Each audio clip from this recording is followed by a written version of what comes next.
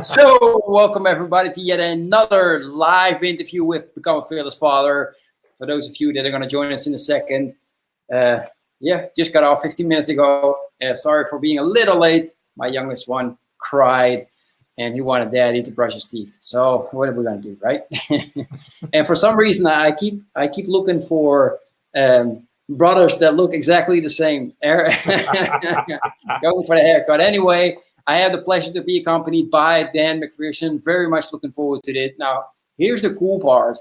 Last week, I think it was, I spoke with Dan Zahner, and I just asked him, like, hey, dude, look, I'm just always looking for amazing guys such as you to get on my show. And he's like, Dan McPherson.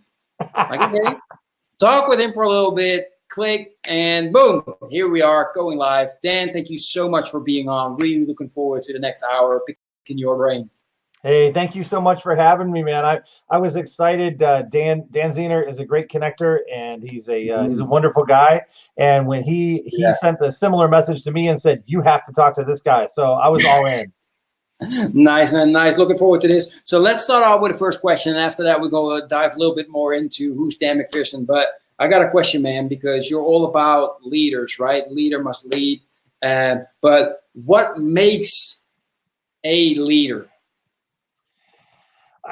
There are probably 1,000 different answers to that question if you ask 1,000 different people. For me, I start at a very important core, and it's one of the taglines that I use pretty frequently, which is that people matter most. I find that a lot of people in the world focus upon tasks, and the people sort of come secondary, right? They tend to be more managerial focused. I believe that leadership focuses upon people who do the tasks, so that all the stuff still gets done, but your focus is entirely different. And when I have worked with various teams, one of the things that I tell all of them, including my current team, is that while I could have a several-page job description in some cases, it really comes down to only one line. If I do everything I can to help my team win, a lot of the rest will take care of itself. So truly being all about the people.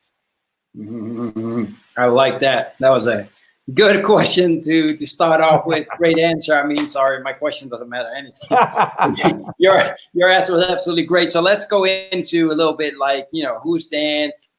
Just share a little bit of your background story. And of course, you're always interested in family setup. Let me share. I hope that's okay with you. I put this in the banner and the comment section so people can click to it. This is your Facebook page, right? Yep, that's the business Facebook page, and people can follow there. You'll see some good stuff. We're launching a new group called Dreams Are Real in the next day or so. So it'll be off of that page. So everyone who sees one will see the other. It'll be great. Nice. So yeah, man, share with us your background story, please. Yeah, thank you very much. I one of the things that I am, I guess, known for saying, but that I believe to my core, is that when you think about life and you listen to so many people talking about their circumstances and their struggles, there are two paths that people take with that. And I believe that I am living evidence that your environment, the people that you're around, the places that you are, may exert influence, but it's our choices that truly create change. So I grew up less challenging than many, but more challenging than I might have liked. And it's led to a great story. I don't know that I would, looking back, that I would necessarily trade any of it, even though it was really difficult, but that it has made me who I am. So I grew up not with a lot of money. A couple of the highlights that I was actually hidden from my father for 6 years when I was younger. My mother then brought us back to town where my father was, reconnected, and at that point in time, we had no money. She sold herself to help us have food to eat, and then she remarried, and I was involved with family that had drugs and prostitution and murder and all sorts of fun stuff like that. And it really gave me an opportunity to show that choices are what matter. Then after that, I went to college. I was really the first one in my family to go and attend college. I attended the University of Michigan, go Blue, and I can't help that. We've got a nice worldwide alumni, and I love my school. I still live here in Ann Arbor, and then I worked I did a lot of work stuff. I worked everywhere from frontline. I did sales, straight commission sales. I helped hundreds of people make six-figure selling. I then went into regional and or district and regional management and continued climbing the corporate ladder until I got to a spot where I said, I need to help people, and I resigned from it all and started my company. Nice. I like that. And the family setup.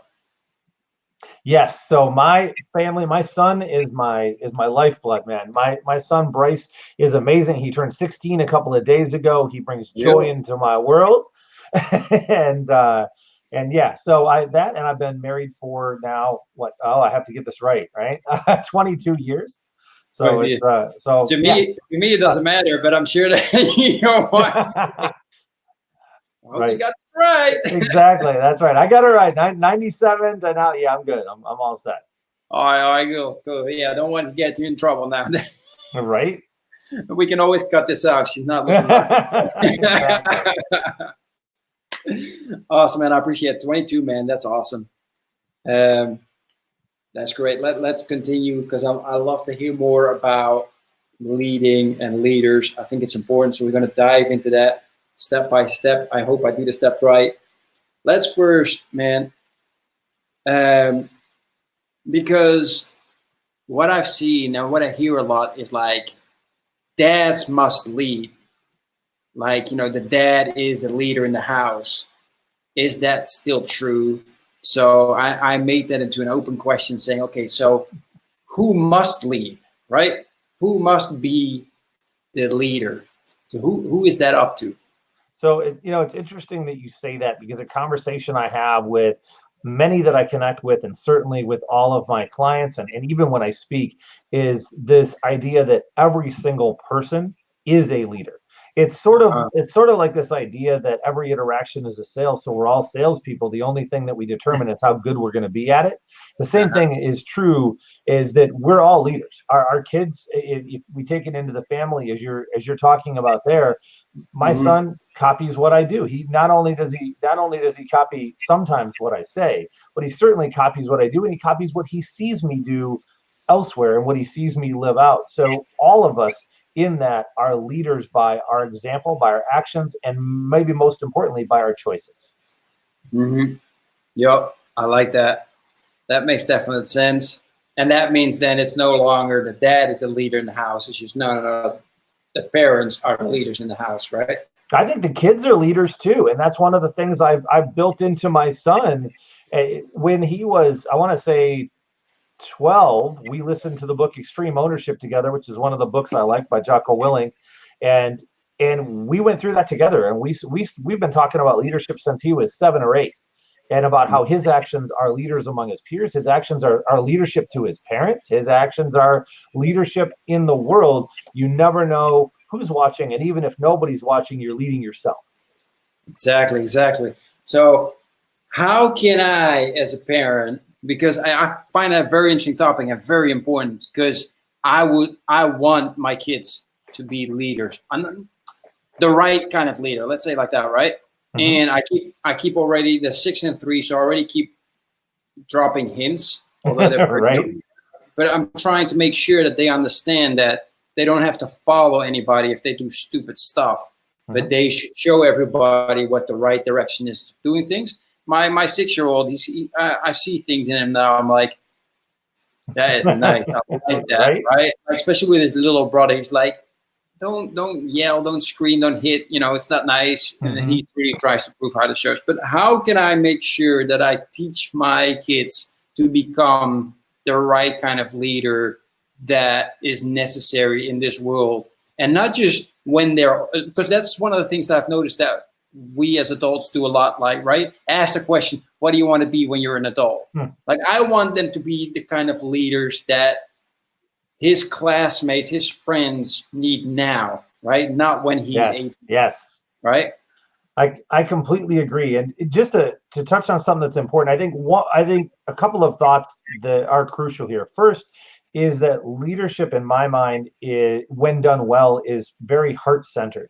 And I can hear that in your voice and just in how you reference your kids in that relationship, and that alone makes a huge impact in the world. Well, I love the joys of Facebook memories. Maybe not all of them, but this week one came up from, I want to say it was 7 or 8 years ago, and I went and shared it with my son, and he rolled his eyes because he's 16 and that was going to happen. But I thought it was very sweet, which was that it was 6 or 7 years ago. He and I had went to the store that's next to our house, and unbeknownst to me, he had brought some of his money out of his piggy bank. And I mean, he was what, 10, 11 years old at the time.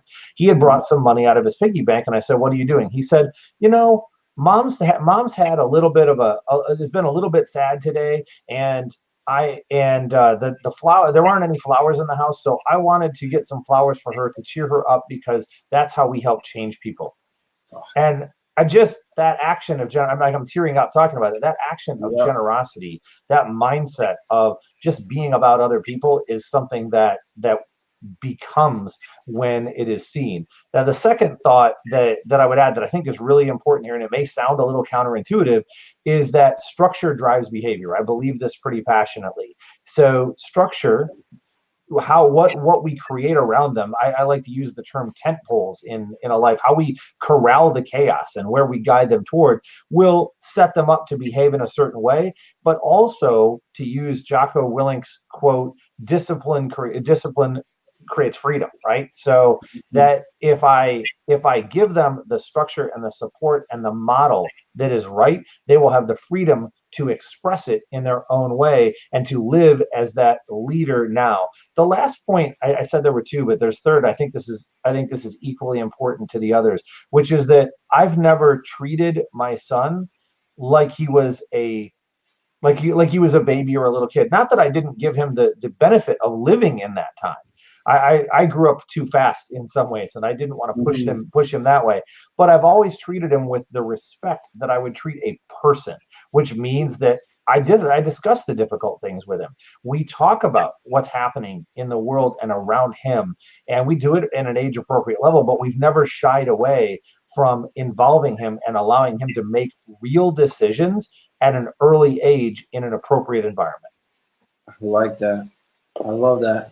And you got me so many more questions that I want to talk about. Bring it.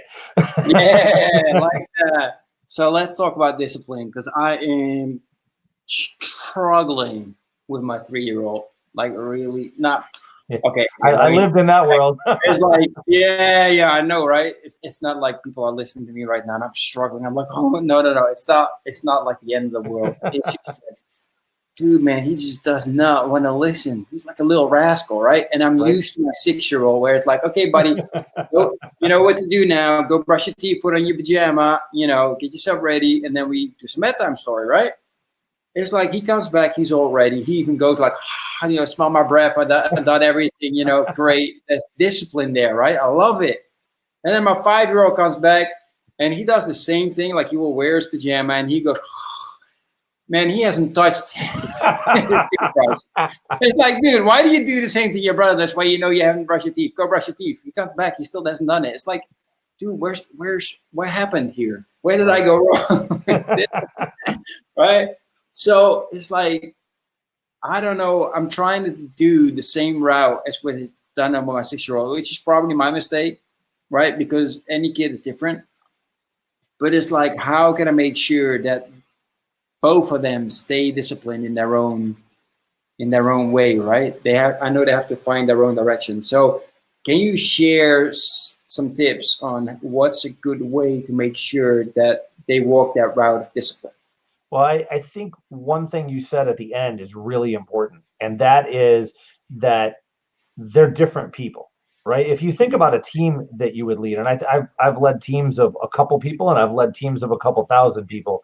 Wow. And one of the lessons that I learned a little later than I would like, but still a while ago, is that different people respond to different leadership styles, and that leaders who have one leadership style tend to get stuck in their career at some point. They hit that limit. But leaders who learn to connect with and utilize different leadership styles will work well. My challenge, and now I have one child, so I might not even be the best example of this, but I can say that I have a a little bit of a different challenge. We discovered when my son was in first grade that he's autistic, and we always knew that things were a little different, and I was completely ignorant of the special needs world, and I have come full circle on that, and have a lot of an awareness, but it has really taught me to look at things in a more objective standpoint, and to step back and look, because his thought processes, his mind, not just in a little bit, but literally works completely different than mine does. So I have to understand how that is, understand how to connect with that, and work through those challenges with him. A second thought is this, that there's a quote that I like that I saw recently, and it connects to a behavior. The quote is that we judge other people by their actions, but ourselves by our intent. And part of that becomes this standard where we assume that we should share something with someone once or twice and they should get it, or in the same way and they should get it. But that when we learn something, we generally, on average, will have to receive it about 8 times before we get it, whether it's written or visual or kinetic, however it may be. We have to get something 8 times before we practice it, or when we're a little kid, maybe more. Think of how long it took you to tie your shoes or ride a bike. And I find, for me as a parent, that patience of having to go through something 1,000 times is difficult, to say the least. And my son just got his driver's license, so I'm really feeling that pain right now. Oh, snap. Sending text messages around the neighborhood. Oh, man. He's getting behind the wheel, Doc. Man, I'm glad you brought that up, because that comes with my next challenge, which is like what you just said, like patience, right? My 6-year-old is learning. Okay, no, he's not. We're in the process of him learning how to read. And he has to, because next year, apparently, they go really fast and he has to read. And he's struggling, but I am struggling way more. And that's the thing. So I'm glad you shared that, saying like, okay, we judge people by the actions, but, ourselves by our intent. Like, we actually need 8-10 times to get something. However, we expect them like, dude, I just, you know what I'm saying? I just read this for you. Like, we did just this. Like, how do you not have that? Exactly. Like, we're here, right? Where it's like monkey. He can read mon and he can read key. Yep. But as soon as he has to put together, trash just comes out. It's like, I'm like, how is this possible? You just monkey. Why can't you just say monkey? And there's a certain point, and he hears that in my voice, right? That impatience is like, at a certain point, it's like, dude, I don't get it. But you're absolutely right. I mean, it's tough. And it's also tough if they have a learning style that is polar opposite of. I know how I would go learn something, and then I go to teach my son, and I have to remember that is not how he learns. I have to turn the channel and connect, and sometimes I'll have to throw out 3 or 4 different methods to see which one he can grab for that particular thing. And that's not natural for anybody, I think. It's certainly not natural for me. But when it's conscious, you can step back and go, okay, it can be, oh, that method didn't work, instead of, why didn't that method work? Which is my natural instinct. Yeah, exactly. Well, I think everybody's right. Yeah, right. It's something that we're working with. I found a new cool method. He likes it again. So we're doing it again. And now it's with clapping, right? Okay, so nice. You're making a game of it, right? Yeah, exactly. So it's interesting that you say that, because we tested 100 things when Bryce was younger, trying to figure out exactly how to get him through different areas. And we had to teach him some things that nobody thinks to teach. Like, we had to teach him literally like what a smile means. We had to teach it, because a lot of kids on the spectrum don't understand how to process emotion, so they could see a smile and not know that means you're happy. And we had to work through that. And I'm sitting there like, how do I do that?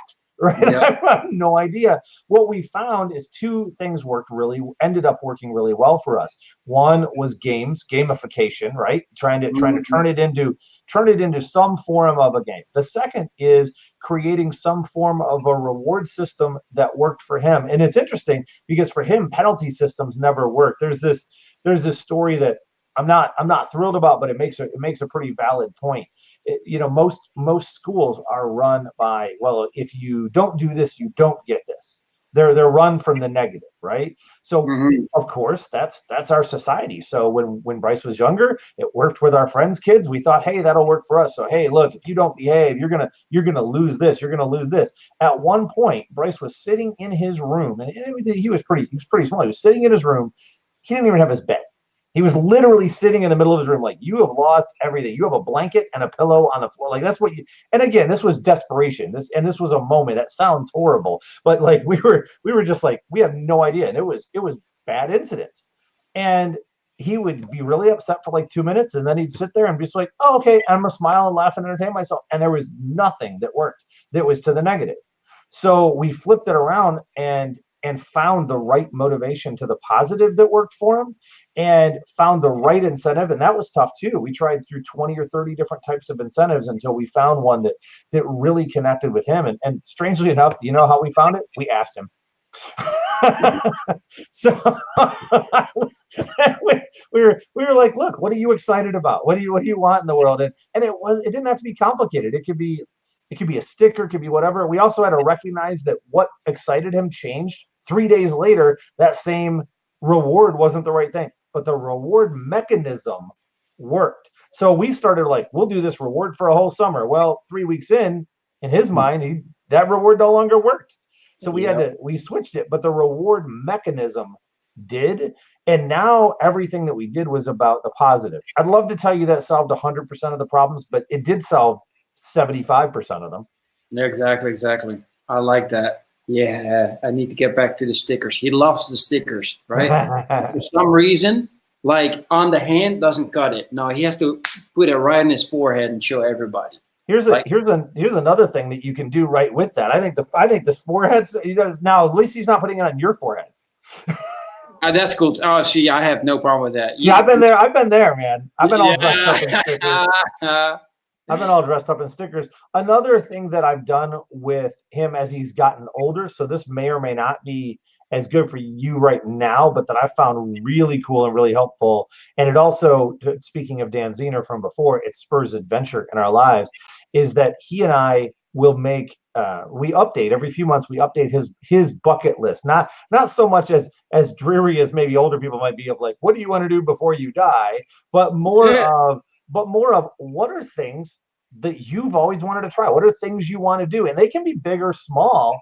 And then every month we commit to accomplishing one of those things. And we've done it now for more than a year in a row. Every month, so 12 months in a row, we have every month knocked something off that list. And some of them were really small, right? Like they were go sledding down a big hill, get on ice skates. They were pretty small. Some of them have been bigger. One he accomplished just a couple weeks ago, which was ride a jet ski and drive a jet ski for the first time. And right, and there've been a couple that have been go other places. Right now, the one that he's aiming at next is to go and play airsoft or paintball. And just having that thing, which also gives us a shared time and is wonderful, has helped. So that, and then the last thing with that I've found really helped, and this may seem out of left field, but it changed everything in our lives, was doing martial arts with my son. And I think Dan would support that, having done the same thing recently. My son and I, when he was 10, we started martial arts together. We started Taekwondo, and we've gone all the way through to this point. We still do it together. We've also done Brazilian Jiu-Jitsu, and that has changed it has supported our relationship, but it changed our lives. And that level of respect and thought and structure and discipline changed how he learned everything else. Both my kids are doing karate. Awesome. After school. Yeah. Are you doing it with them? No, I can't. Okay. All right. It's for the little kids. They won't let us. Okay. Gotcha. Right. So that's why it was so cool when we talking to Dan. I was like, really? You got a class where you actually do it together? I mean, Yep. that's a whole different ball game though for a teacher as well, right? Yeah. Oh, yeah, for sure. It's an entirely different scenario. And well, you look at like we do jujitsu together as well, but we're not in the same class. Well, now we could be because now he's stronger and bigger than I am. But so he's with the adults now. But when he was younger, he would be in like he'd go, his class would be like next to mine, right? But at Taekwondo, we've been in the same class for a lot of the time. There were a couple of years where he would be in the younger kids' classes, but we were there at the same time.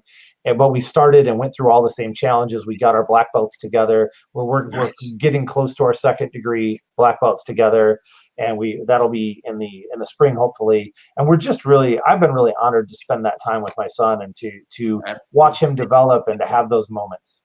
Yeah, no, I absolutely, I can absolutely understand that. I practiced Muay Thai. I actually had a business, online business. So I was thinking at one point that we do all that together. We might pick it up, but maybe you will later, right? Yeah, karate I've never done, but I was actually talking to the teacher because I really enjoy that teacher. It's an older man, right? He's actually been teaching at the school for so long that he now has kids that he taught their fathers at that school as well. Which we have the same thing. Our grandmaster, who actually is getting ready to promote to 9th degree black belt in just a month, he has had this school for over 40 years. Wow. See, that's a nice sign. That's the kind of guy that I would like to teach my kids, and then I'll teach myself as well, right? Because then it's like, this person has the experience to teach my kids, and he has the old way. Because now a lot what I see with the young guys, they can't control the kids at all. Right? And with this guy, it's just like, because we had problems at school, and I went to him with the youngest one, like biting and kicking and punching. Right. And I went to him and I'm like, look, this is what the teachers are saying. I was wondering, how is that in your class? He's like, I don't have that problem with him at all. But I keep him like this. Right. Like there's discipline there, right? Right. I'm like, see, that's what I like. So I love the fact that you're doing that as well. I think it's great advice for others that are struggling with their kids to just say, look, let's do it. Let's do a martial arts together. It doesn't even matter what it is, right? No, it really doesn't. And interestingly, when we started martial arts, some of our friends who'd been doing it, who I'd known for a long time, encouraged us to come. But part of the reason we started it is because Bryce was struggling greatly with frustration tantrums at school and was having 8 aggressive incidents a day at school, which obviously didn't go over very well. Yeah. Within a month, and this is more dramatic than for many, but within a month of starting, that number had gone to 0. Wow. Yeah, exactly. That's the impact right there. Yeah. Well, a lot of people think that if you start doing that, those 8 accidents or incidents won't be 8 anymore. There'll be 4, but there'll be 4 like bigger ones, right? Because now you know the punch and the kick, and it actually goes the complete other direction. So I love that. It's like one of the things that we say, and I believe very strongly, is that the more, as long as you're in the right place, in the right school, right? As long as you're not in it, as long as you're not in a bad place, the more that you learn of martial arts, the less likely that you are to ever be in a fight, right? Yep.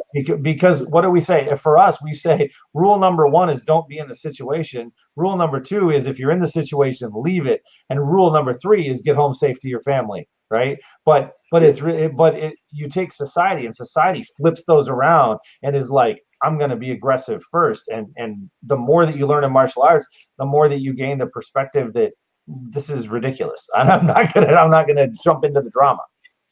Exactly that. And I always used to, because I used to teach Muay Thai as well, and I was used to teach saying that, look, you might want to go into that, but trust me, there will be one day that you will come across somebody that will definitely be stronger, better, faster. 100%. Or he'll just be smarter and just go clack clack. What do you want now?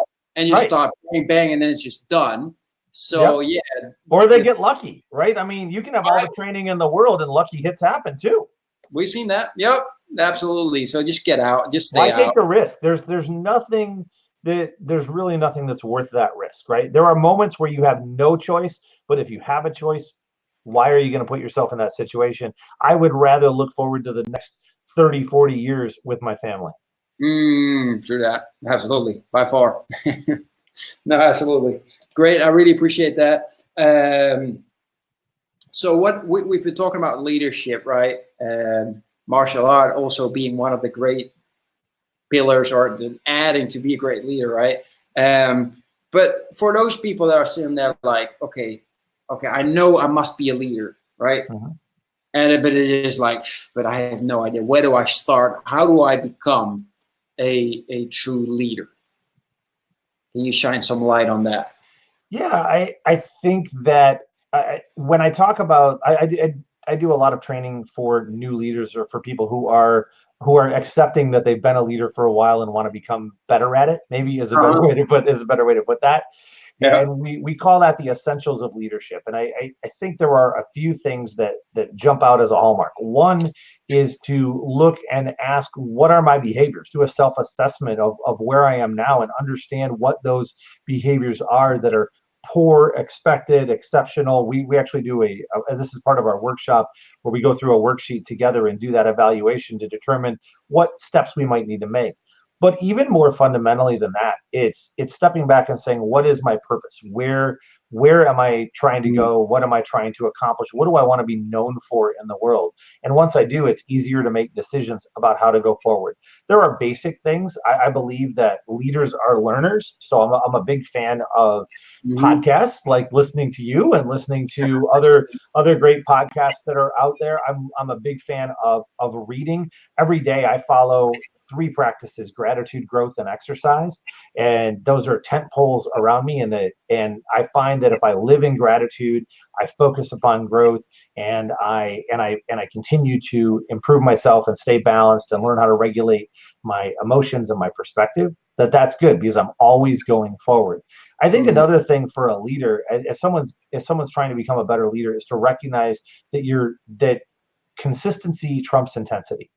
That you're not going to go from 0 to 100 in one day. And if you try, it's kind of like going to the gym for 16 hours and working out 16 hours straight. You're just going to break yourself. But if you work out for a half hour for 32 days in a row, you're going to see notable improvement. And recognizing that while your eagerness and your excitement may be high at the beginning, that you should make a plan that will allow for consistent growth. And then I'm 100% suggesting that everyone find their mentor or their coach. I have coaches that I rely upon greatly. I have people that I learn from and go to that are objective, that are sometimes going to kick my butt, that are going to help me get to where I want to go. But I find the right coach. And then, as contrary as it may seem, even early, I like to encourage people to be a mentor, because if you train something, you learn it. Yeah, I like that last one especially. I'm really trying to refocus myself I'm not just learning for myself, I'm learning for my kids, right? Because as dads, we are teachers, right? Right. At least I hope so. Yeah, we are. And I'm a coach. Like I coach Dadpreneur, so I'm now really having to, like, okay, I'm reading not just for me, I'm reading to actually teach. But it helps me so much, right? Yes. It actually makes me learn things like 3 times is better, because you're learning first to learn, then you're learning like, okay, how can I communicate this to somebody else? But then while you communicate, and that's why I love teaching Muay Thai, is because all of a sudden you're like, wait a minute, I know why actually am I doing it this way? And you just, you really starting to get the technique. So you're really starting to get the, whatever it is, like the marketing thing, right? Yep. Oh yeah, little Russell Brunson fun. Yeah. I'm reading him to death at the moment and taking action on it. So I love that stuff. So that's great for you to share. And at the end, if we have time still, I want to hear your top 3 books that you can share with the Dadpreneurs. We'll come to that at the end. But that's great advice on how to become and take those first steps, right? Yep. One of the things I want to talk to you about as well that I found very important, and that's now that we're on, it's really shown, like, building a relationship is, like, for me, is like fundamental. and it's becoming more and more important. And I just want to hear from you. What's your philosophy on relationships, on the word relationship? I think that is a fantastic question. I'm not sure I've ever been asked it in quite that way, and I love it with the fiber of my being. I am confident I will steal it. What was that? Steal it, steal away. I appreciate that. I will always give you credit for it, though. So what I believe is this. I believe that just like in business, life is about performance and relationships are foundational to everything. As I mentioned earlier, one of my common taglines and hashtags is "People matter most," right along with "Dreams are real." These are two things that I believe a lot. And as I go through the world, one of the things that I recognize is that every single person has incredible value. And if you'll allow me, I'd like to share just a brief example that I share from when I speak very commonly. So if you think about, and this just undergirds why I believe so passionately in relationships. So if you think about a bottle of water, so that you go into the store, and I'll often ask the audience, I'll say, if you went into a store and you saw this bottle of water, and someone said, would you pay me $1,000 US for that? They say, absolutely not, right? They know that in the US, that's probably, even individually, it's probably $1 bottle of water. And I asked them, would you ever pay $1,000 for that? And they go, no. And then I show them the second half of the slide, which is a picture of a person dying in the desert. And I asked them, if you had been in the desert dying for the last 4 days, would you pay $1,000 for a bottle of water? And of course, they all stand up and say yes. They start to get it. And for the longest time, as I shared this, that was a point about what I teach in sales, that value is only relates to, or rather that price is irrelevant in the face of surpassing value. But what I've recognized is there's a much deeper and far more important message that comes from this, which is that each individual person, their experiences, their life, their moments, their connection is as the water to someone dying in the desert. That is the value that we bring into the world. And I have a hunger to connect with that value. If I treat everyone, I don't care what position people have. We're all people. We all have our own incredible and unique value. We may play different roles in a business or in a societal structure, but that doesn't change our relative value. So if I can help people understand, and if I recognize that they have this intrinsic value, that they are water to people dying in the desert, then the truth is relationships will happen very naturally, because I'm going to be driven and hungry to understand that, to gain some of that water myself. I like that. I like that, and the way of you explaining that. And yes, absolutely. People might say, nah, that's worth 5 cents to me, but then you put it into a complete different context, and people are like, oh yeah, man, I would easily gladly pay you $500 for it, or 1,000, or maybe even 10,000, right? I use that with my clients when so I work with a lot of creatives, right? Creatives and entrepreneurs, particularly women entrepreneurs. And in many cases, when I start, they struggle to understand their own value, or one of the challenges they have is charging for what they do. And we use this to highlight that if you're the water to someone dying in the desert, you have real value, and what you're providing has real value, and it bridges into their understanding of self-worth. And while parenting is not my focus, I'm passionate about parenting, and I love what you're doing in the world, and I love that you are bridging out and speaking to thousands of people about such an important topic. And I think the same is true as a parent. Our kids are so thirsty for that water, right? We are the water to them. And to do that, we should focus upon giving that value, but also understand that it has value, so that we make intentional instead of reactive choices. Yeah, absolutely. I like that. One of the things that I noticed, talking about relationships, I saw a picture of you, and it said a sign, Freedom Summit, but I think somewhere in the Philippines even, right? It was the Philippines. We actually were in 5 countries. We started. Okay. This started in the Philippines. I was very fortunate to be part of a group called Freedom Summit Global, and in fact, since that trip, have become responsible for the board for Freedom Summit and its relaunch coming up. But this was a trip that I was on 2 months ago, and we were in 5 countries in just a few weeks, speaking about bringing freedom to people's lives, freedom of mindset, which is a lot of my focus, freedom of finance, freedom of location. It was focused in many ways towards digital nomads, those who want to travel and make money while they do, but it really spoke to freedom at every level for the people that we connected with, and it was a wonderful thing to speak at. Nice. Yeah, I saw that. I was wondering if you could share a little bit what that was all about. So is that like how do you call that?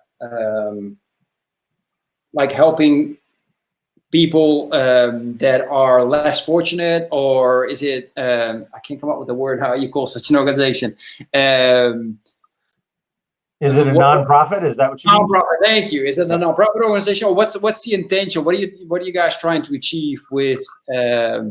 So that particular tour, our goal was to go and these were, in this case, free events. The new version is a for-profit company, but very people focused. I believe that when people start a company or when people work in life, that they tend to either be money first or people first, and which one they choose makes a monstrous difference in their results and their connections. We are always people first, but one of the things I share with my clients is that if you focus upon the people, because they'll start by saying, if you focus on the money, you'll make money, but it'll be hollow. If you focus on the people, you'll never make money. And I say that's not true. If you focus upon the people and doing everything you can to help them, but you also do it strategically, money is actually the natural outflow of that. And that gets missed by so many creatives and entrepreneurs because they think I have to be about one or the other. And I think that's ridiculous.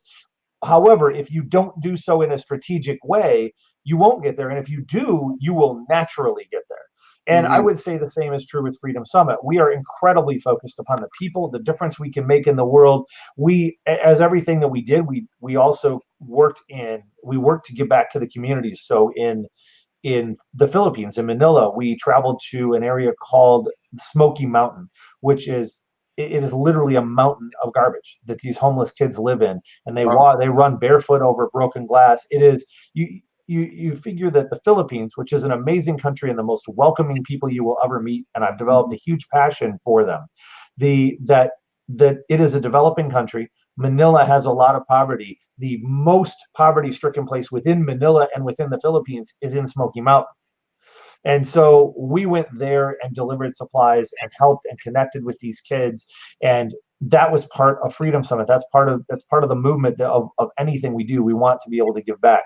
We also want to take people who are looking to make a career or to change their career or to find freedom and become profitable and make money while they're traveling or make money while they have the lifestyle that they want, and to help them with the strategies and the tools to find that freedom. We had 50 different speakers and some of the best speakers in the world, some really amazing people that we traveled with. And this was originally the brainchild of a gentleman by the name of Ricky Shetty, who's traveled to over 80 countries in the world and had done a lot of great things. The CEO is now Celia Alamo Jacob, I believe is her last name. I can't believe I'm blanking, but who's a wonderful woman with a great story in the Philippines herself. And the heart is what matters, but we travel and share about freedom. And in my case, I was sharing what had become one of the key messages that I share around the world, which is this idea that dreams are real. And I'm starting a group with that. My podcast is named that, so it's become significant. But I share a lot about the reasons that keep us from our dreams, how to overcome that, and how to get past our own internal demons, which I have named Harold. I actually have a little representative of that. And the voices in our head, they get pretty scary, and so he changes to get scary. And we talked about like naming that voice and being able to say, "Shut up, Harold," and getting past our own demons to find real success in our lives. Exactly.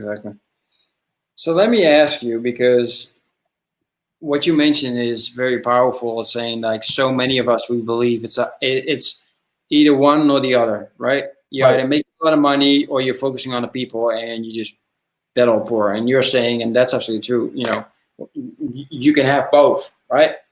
And as long as you are strategic, like, Mhm. right? Can Yes. you share a little bit of how does somebody that is focusing on the people, what does he need to be focusing on to have that strategical mind or that strategical system or setup, whatever you want to call it, to make sure that, because you need the money in the end. I mean, you can give, but if there's no cup that's going to be giving for a I year. can give everything today, but if I don't get anything, I won't be here next week to give more. Right? That's exactly. So how does one make sure that they put people first in such a strategical way that they can continue doing this for the rest of their lives, right? Because that's the aim, correct? That's been my focus. That's why I jumped off the cliff and built an airplane on the way down for my company was, Exactly. and I had to figure that out. I would love to say I had all those pieces of how to do that sorted out before I jumped off the cliff. Not so much. I've learned a lot of painful lessons as I bounced off the edges on the way down. But I am ecstatic to be flying. And when I begin working with clients or I work with people in my mastermind, the first thing that I point them to is a question that will initially drive them nuts and will eventually inspire and finally allow them to make decisions in their lives that are strategic. And that is asking this core question: what is your North Star? And I always capitalize North and Star. It is, what do you want to be known for? What are you truly aiming at? And we do this exercise where I'll ask why about 1,000 times, right? Oh, I want to make this amount of money. Well, why? Well, I want to have freedom. Well, what kind of freedom? Why do you want to have that? What are you trying to get to with that? Until we get to the core, not the solar system, not the constellation, to the star that they are aiming at. Because once they do, they can solve one of the biggest problems that almost anyone has as they go into business or as they try to go out and help people, which is this difficulty of choice. And the reason that there's this difficulty of choice is because most people, 99% that I encounter, they work from what I would call the ground up. Meaning they say, I want to do what I'm passionate about. I want to do what I care about. I want to do what makes me happy. And that's all good. I want to be clear. I help people do that. I help people work within their passion. That's my career. So I believe that. But there's a problem with it. When we're doing that and we're doing it from the ground up, and someone comes to us and offers us something, we don't know whether to say yes or not because we have 100 choices. And it's really hard to decide what to do. And we're just kind of going from our gut and what feels right. And that leads to stress and overwhelm and shutdown and and this whole process that is incredibly draining and often very draining on finances as well. So I work to help people find that North Star as one of the very first steps in working together. And once they do, now they can implement this simple decision filter of 2 questions that allow them to be able to decide what is it that will really make that happen. And those 2 questions they really are very simple. And once you have your North Star, it becomes this. It's the first question is, so I'll say 1 instead of A, but 1 is, does whatever I am considering, whatever task, whatever option, whatever it is, does it move me closer to my North Star or further away? And if it moves me further away, then it has to go away, even if it's something that I like. And then secondly, if it does move me closer to my North Star, is there anything else that moves me further, faster?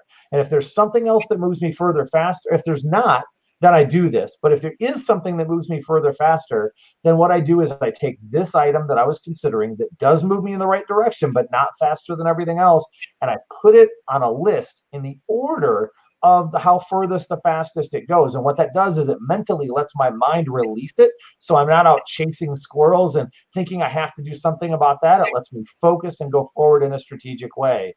And the last thing that I would say, because I get asked very often, how do I know if I've gotten my North Star pinned down right, is that if it's all right, I'll share just a short test. So here's this short test, and it's going to sound ridiculous, but it has a clear point, I promise. Ask yourself this. We all have things when we're trying to aim at our North Star that we go, oh, and I'm going to do this, and this is how I'm going to get there. And that's great. That excitement, that joy, that's fine. But if something is truly your North Star, then you would do anything to be able to get there. So ask yourself this. Ask yourself, if I figured out that the fastest way to move the furthest toward my North Star was to take the next year and move to Russia and break rocks with a sledgehammer, would I do it? And if your answer is no, I wouldn't, then it's not a bad thing. It just means you're probably not quite aligned yet, because your resonance should be so strong with your North Star, with where you want to be and who and what you want to be known for and why you're doing it, that whatever you have to do, like, that's the choice. If I figure out a way to be able to do the thing that moves me the fastest, then I'm going to go do that. And I use that ridiculous example because no one's going to pick that as something that they want to do. You can pick something else equally ridiculous. I've just found that one helpful. Yeah. Let me write that down. I love that. I've been writing down a lot. Thank you. I appreciate it. Thank you, man. Let me get back right here. Hey, here I am. Sorry, people. I'm writing a lot, and I think I haven't said at the beginning of the shows for the longest time. People, please make sure you got a pen and paper, because I kind of assume now that that's obvious. Just, that's the way. And especially get those golden nuggets that you think like, oh, this is the big one. Write it down. Make a freaking nice circle, right? Wow. And then start taking action on that. And I will repeat it again in 10 minutes when we finish. So yeah. So I appreciate you sharing that, coming out of just asking my interest of, what's the Freedom Summit. I want to completely change the subject for a second. All right, do it. And discuss this with you as well. I'll put it. Let me put it in context. So both my boys, they are swimming. They're taking swimming lessons, right? And the youngest one is 3, the oldest one is 6. The 6-year-old, he's a whatever animal you want to come up with. He's still with floating devices, but I think they're going to come off very soon. So it's great. The other one is 3, and we went in 4 or 5 days. Actually, kind of. That strategy is saying, right? Just find out what's the next step that will make him reach that swimming and going in the water as fast as possible. So in 4 days, now he's going in the water all by himself, swimming around, still with the floating things, of course. So he's going to the swimming lessons, and the first lesson, they don't put on any floating devices, right? And they make him walk from one end to the other end, and another kid comes, pushes him, and I almost see him go up. Man. Right, exactly.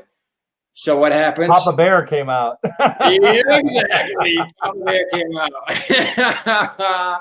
So here I am. Then they got the next class yesterday, and of course Papa Bear is still there a little bit, walking around, little bear. And today I had a conversation with the lady that I connected with at the reception, just to make sure, like, look, I'm not feeling right here, right? Right. And I feel like my overprotectiveness is coming out. And I don't think that's good for anybody. So let's talk about this. But I'm just wondering from your end, as in looking at, like, how does a leader respond to this as a dad, right? So I'm connecting that with a dad. How does one respond in a correct way to make sure that Papa Bear, right, stays in a leadership position and making sure that this gets resolved, that is beneficial, putting people first, as you mentioned as well, right? So making sure that everything ties together. What would be your response to that? Putting you on the spot. Yeah, this is definitely putting me on the spot. I would tell you it's been a struggle of mine. With my son being on the autism spectrum, man, he got bullied when he was younger, and I saw a lot of stuff because he was so different. So I've been in, I don't know, what feels like thousands of those situations. And so I think there's 2 pieces of the response. One is how do I deal with and represent and present in front of and in relation to my son, and 2 is how do I deal with the people who are there who in my judgment at that moment might be failing to fulfill their responsibility, right? There's both of those, and in most cases, the best answer is to, as hard as it is, to figure out how do I find objectivity. And I'll give you the way that I have found, and it's actually a lesson from when I was out selling in homes on a commission basis. We would present a price, And of course I'm straight commission at that point. So if I don't sell, I don't make any money. But I also am passionate about helping people. I've done this 1.5-hour presentation, which in my mind is probably pretty close to perfect. And I asked them I asked them for the money. I'm like, I've earned it. Here it goes, right? And I put the price on the table, and they say, I want to think about it. And all I want to do is come across the table, and I'm like, what do you want to think about? You need to give me the money. It's time. And I found, and I've taught for a lot of people, that there's this idea of, and I do it as a parent, of inserting a device. And a device is an interrupt, is how you could think of it. So in that case, what I found is every time I would present the price and they would say something, before I allowed myself to say a word, I sat back and crossed my leg. It took me a half second to a second. It's all I really needed, but it let my brain engage and get out of the emotion. It made me take one deep breath, and I got out of the emotion. And that put me into a spot of objectivity that allowed me to exhale, breathe a little more calmly, and respond better. So I've done the same thing. I do the same thing in karate, because I don't love physical performance. I'm fine to go speak on stage, but performing physically, sounds like you're amazing at it. I'm a little less so. So I have this thing where I have my hands behind my back, and we're waiting to be called up, and I'll squeeze my hand and take a deep breath, and that like resets my mind and gets me out of the emotion. So step one, I would say, is that. I think step two is to ask questions instead of make statements. One of the things that I train all of my clients is anything that is a statement when you are trying to solve a problem is less likely to work. And if you can get someone else to say something, it's the gospel truth. But if you say it, it can be a lie. So I ask and turn something into a question. And whether I'm asking myself, or so that I can convince myself by answering it, or whether I'm asking others. And I would say that the third is, and this is maybe the hardest one for me, is to let the system work. That if I'm at a place where this is what they do, and they do it hundreds and hundreds of times, whatever I'm seeing is probably not the first time. And so if I can step back and maybe ask a question if I have a concern, and turn it into that, but give a bit of the benefit of the doubt, as hard as that may be, that'll help. I don't know that that's a great answer, man, but that's what I've got. No, I appreciate it. I can pat myself on the back because I did all the 3 steps. So I'm actually rock on, man. Good job. Yeah. But as you said, man, it took me, it took me being in those positions, right? And I've been very bad at it. I admit it. Me too, man. I'm not saying I'm perfect at it now. I just think in this situation I did it very good, and I still feel comfortable. So they invited me actually to next class, go in and sit right next to the top, and they actually invited me, if I wanted to jump in the pool with them, to be firsthand, to see how it goes. Knock those other kids out of the way.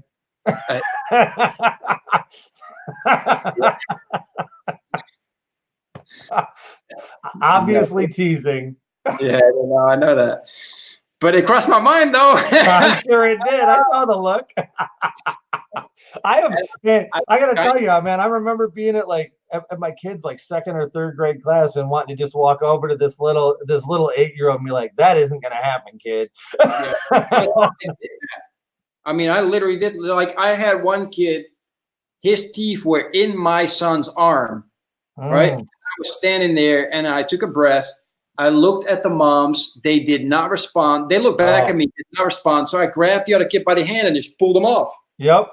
And then my wife looked at me like, what the hell are you doing with that kid in your hand? Like, what the heck do you expect that I do? Yeah. And then she's like, you can't do that. I'm like, well, then they better respond, because if not, I ain't going to have to. And I know it's not working. But hey, that's sorry, man. Papa Bear came out. Those are some real world parenting right there. And then it's like, crap. Yeah, I know we shouldn't have done that. But been there, man. Yeah, exactly right. We learn, and that's why I keep saying to people, man, that's why my business is not called Fearless Father. It's called Become a Fearless Father. Yeah, man, I'm with you. I know what it looks like, and I'm far away from it, and I hope you all appreciate that. So that's same thing, leaders must lead, and I'm learning to be a leader every day. That's one of the things that's interesting is I think probably 10 or 15 years ago, and certainly when I was much younger as well, I was like, I was just convinced I knew everything. And now every day I get older is the day I realize how little, I know there are things I know, which is good, and I feel fortunate to have learned it. But in the scope of thing, now I realize I know like 1%, 2%, like I'm just trying to grab onto more and be able to help people with it. but it's a long way from where I thought I knew all the answers. Yeah, but exactly that what you're saying right now is, if we go back to the martial arts, that is what makes a great master, right? Or Sifu or Sensei or whatever you want to call it. Yep, you're right. That is what makes a great one. Because those that think they know everything and teach in that exact way, I mean, I can't deal with that, because I agree. One of the practices I follow, I mentioned before, it's growth, is that I'm committed to never. I believe you're either going forward every day or you're going backward. And if you think you're sitting still, you're sliding slowly backward. And I'm committed never to have a single day in the rest of my life where I go backwards. So I follow this growth exercise. It takes me 2 minutes a day. I write down how I got better, what I learned. And if I don't have anything, I keep a book right next to it that I read, and then I write it down. And I find that keeps me in that learning mindset and focused on getting, as we say at our jiu-jitsu school, of getting 1% better every day. And if you do that, you'll crush the world, man. Just like if you show up early everywhere, 15 minutes early to everywhere, you'll crush the world. Yep. Yeah, exactly. Man, I got another story about 50 minutes, but we're up in an hour, so we'll go into that. We'll do that when we're done here. Listen, well, see, the book thing is not going to happen. We're in an hour. I have tons of questions. I'm sure other Dadpreneurs that are listening to us live right now, or will be listening later on to the podcast or the YouTube recording. What's the best way? Like, we got this Facebook page. We just heard about Dreams Are Real, right? Yep. Coming out soon. So it'll be in the next 2 days. So it'll be awesome. By the end of the weekend, that group will launch off of this Facebook page. My new website, but I have a website, leadersmustlead.com. Right now, it is just a little bit, it's just a little corporate. It looks that way, but in the next week, it will be relaunching, new and shiny. So those are good ways to get a hold of me. But the Facebook, I spend a lot of time there, and I am very responsive, glad to jump in, always glad to help and engage. And I will also, within 2 weeks, my own podcast, Dreams Are Real, will be launching. So catch me there as well. Awesome. And man, I got to tell you, I said it before. It bears reiterating. The work you are doing in the world matters, and you are making a difference. The manner in which you engage and connect and speak with people, and just your authenticity is so powerful. Thank you for what you're doing, man. I appreciate that. Well, and thank you for saying that. That's very nice of you. Thank you again for taking an hour to sit with me and listen to me and answer my questions. I put you on the spot as well. You still rocked it, so I appreciate that. Everybody else, thank you so much for spending an hour of your time. If you're listening to the recording, maybe you even pressed it faster, so you only had to listen half an hour. Still appreciate you. And here's my lesson that's the way I finish right now, is if there's a golden nugget that you got here from Dan and you're like, that's it, write it down, circle it, but most importantly, take action, right? If it's not today, then make sure that it's tomorrow, but just right away, take action so you get that done and make progress. If it's 1%, that's what we're going for. Every single day, 1%. This might be your 1% that's just going to make you move 20%, right? You never know. So take action, people. I appreciate you all. Dan, stay on for a couple of more seconds. I got some more questions for you when we're done. Everybody else, have an amazing day. I appreciate you all, and I'll talk to you soon. Are you still meeting up with your friends now that you're a father? Kids making you stress out. You got no time for yourself to work out, read, or relax. Can you still remember the time you were hanging out with your friends, feeling energetic, happy, and confident? Spending time together and talking about your life and your crazy dreams. You're feeling alone now, don't you? No one to share your challenges with, and you're just running around from one storm into the next. Well, it's time to change this now. Join me and the Brotherhood of Fearless Fathers to speak on a weekly basis with like-minded dads to crush your challenges, face your fears with determination, be held accountable, and regain control of your life. If you want to become the hero your family needs you to be, then go to becomeafearlessfather.com/brotherhood. Looking forward to seeing you on one of our next calls.